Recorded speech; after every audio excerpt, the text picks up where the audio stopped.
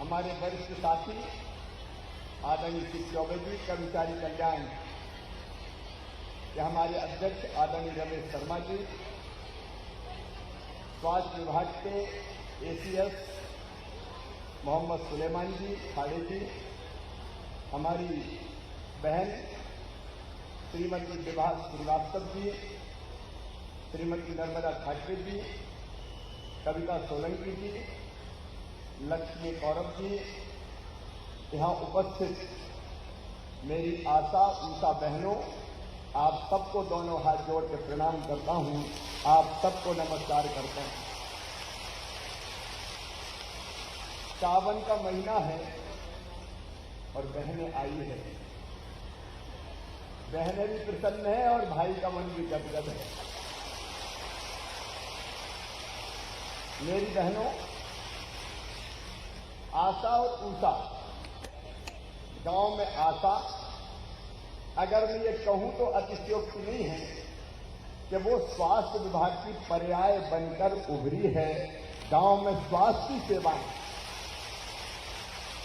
अगर कोई देता है तो आशा बहनें देती है और ऊषा बहनें यही काम शहरों में करती है।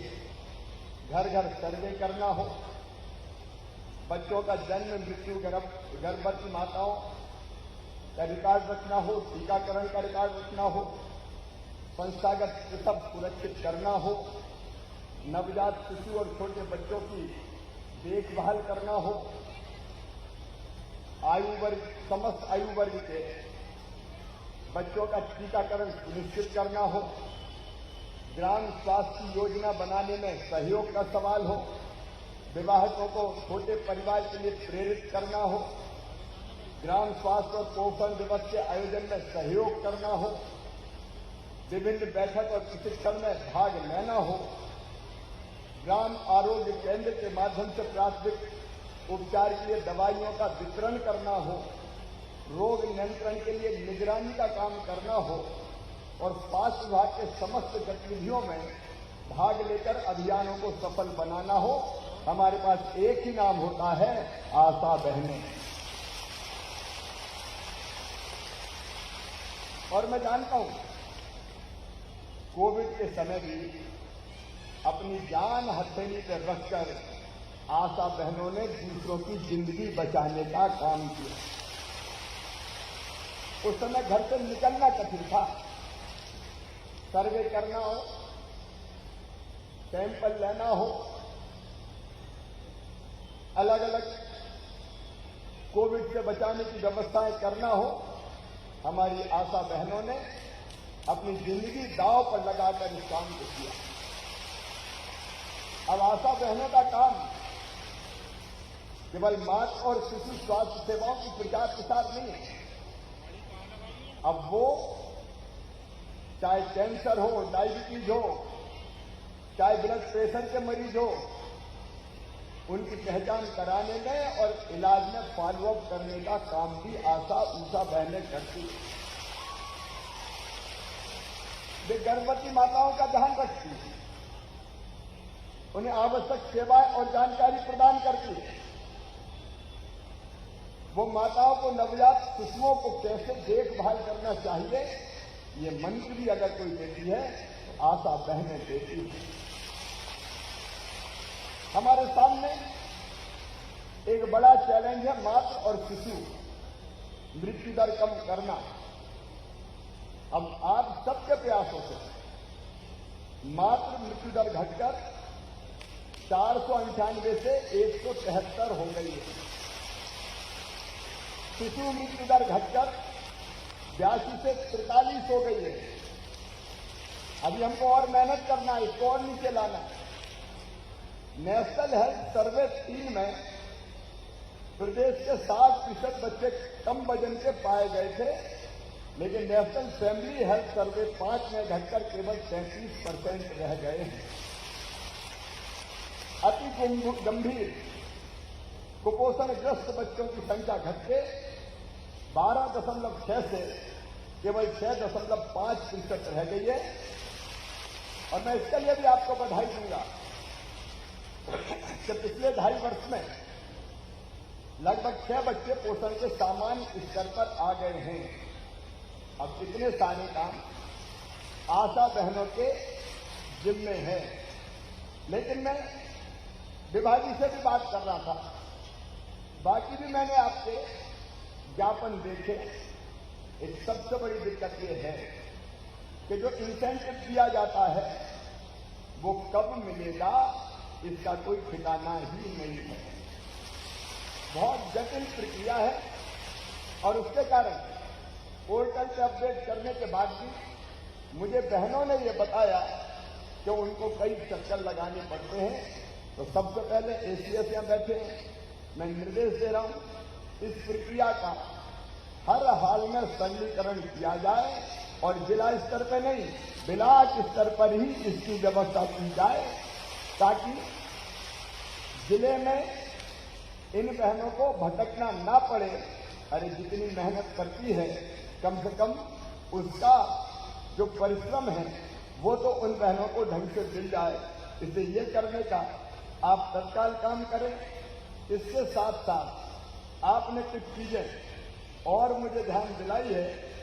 आपने कहा है कि जो रूटीन के काम हैं उनमें भी कई बार कोई कमी ना होने के कारण भी कई आशा बहनें सेवा से पृथक कर दी जाती है। मैं ये निर्देश दे रहा हूं बिना किसी गंभीर उससे ये बहनें सेवा से पृथक किसी भी हालत में नहीं की जाएगी, ये सुनिश्चित करने का काम करें।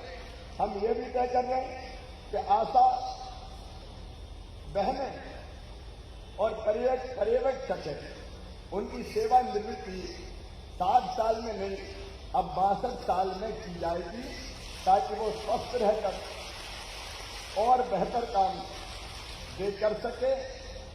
आशा और आशा पर्यवेक्षक जो हमारी बहनें हैं आशा के साथ उनसे सम्मिलित है, उनको मुख्यमंत्री स्वास्थ्य बीमा योजना का लाभ प्रदान किया जाएगा,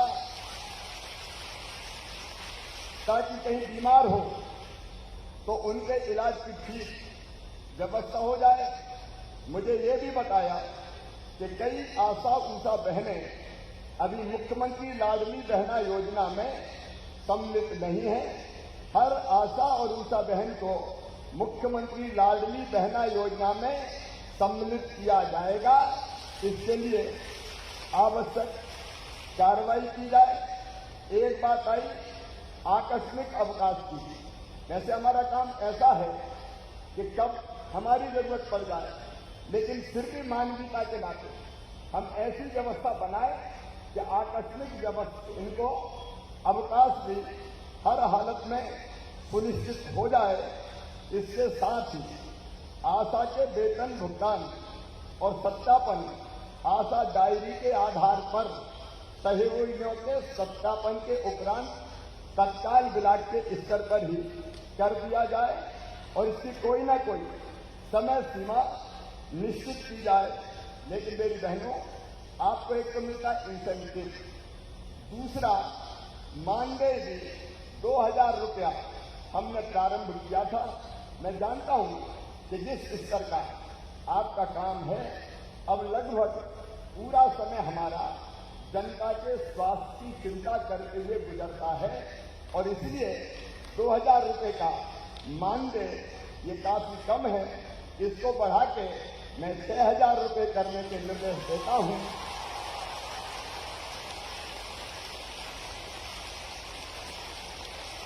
और इसके साथ एक बात और कर रहा हूं, इसमें हर साल अपने आप 1000 रुपया बढ़ा दिए जाएंगे। ताली और जोर से बजाओ ना।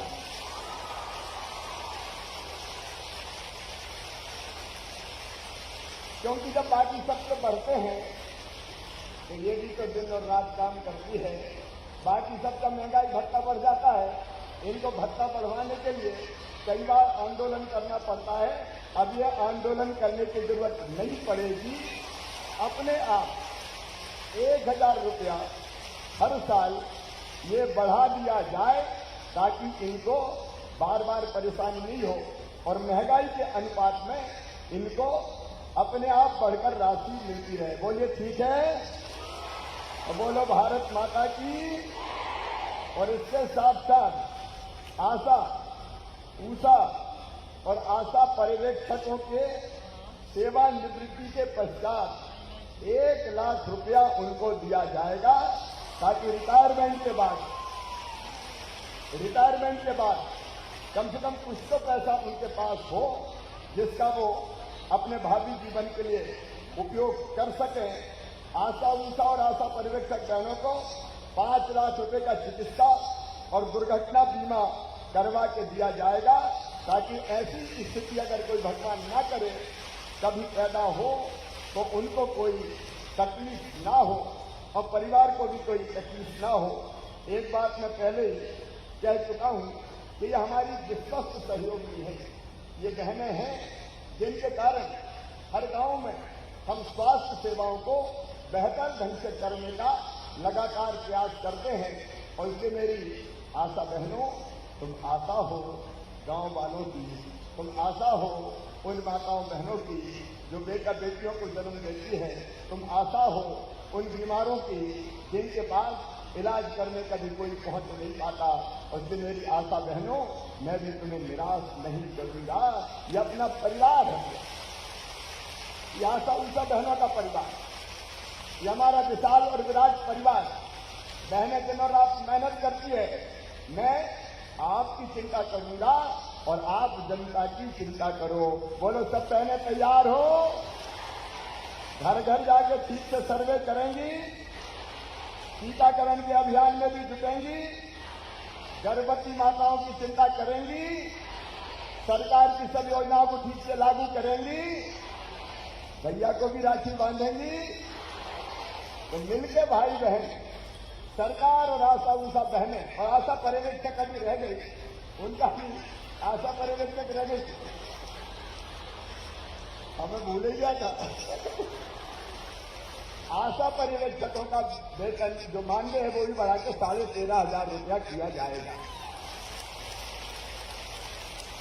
मेरी बहनों, इस बार कितनी कठिनाई में मैं मुख्यमंत्री बना। मैं मुख्यमंत्री बना तो कोविड आ गया, पैसा सरकार को मिलना कम हो गया, मकान दुकान सब बंद थे। उन कठिन परिस्थितियों से मैं धीरे धीरे निकाल के लेकर मध्य प्रदेश से यहां तक आया हूं। अब पैसे की व्यवस्था करते हुए तुम्हें भी कोई कमी न रहने दूं, इसकी चिंता तुम्हारा भाई करेगा। आओ मेरी बहनों, हम सब मिलकर प्रदेश के स्वास्थ्य की चिंता करें। और बीच में भी लगातार आपसे मैं संवाद और संपर्क रखूंगा, ताकि मिलकर हम प्रदेश की जनता की, बच्चों की, माताओं की ठीक सेवा कर पाएं और स्वस्थ मध्य प्रदेश बनाएं। और एक वादा मुझे, एक वचन मुझे दो कि हम मध्य प्रदेश में बच्चों को कुपोषण से मुक्त पूरी तरह से करेंगे। बोलिए पूरी करेंगे, पूरी तरह से करेंगे, कुपोषण से मुक्त करेंगे। जो योजनाएं दी जाएंगी उनको सबको ढंग से लागू करेंगे। मेरी बहनों, मैं भगवान से प्रार्थना करता हूं तुम सब सुखी हो, निरोग हो, तुम्हारा मंगल हो, तुम्हारा कल्याण हो और लगातार तुम आगे बढ़ती रहो। एक बार फिर अपनी बहनों को दोनों हाथ जोड़कर प्रणाम करता हूं और एक बार मेरे साथ अजा हर साल उनका भी बढ़ जाएगा, आशा पर्यवेक्षकों का भी हर साल बढ़ता रहेगा, जैसे मैंने आशा बहनों का कहा। मेरे साथ बोलिए भारत माता की, भारत माता की, आशा ऊषा बहनों की।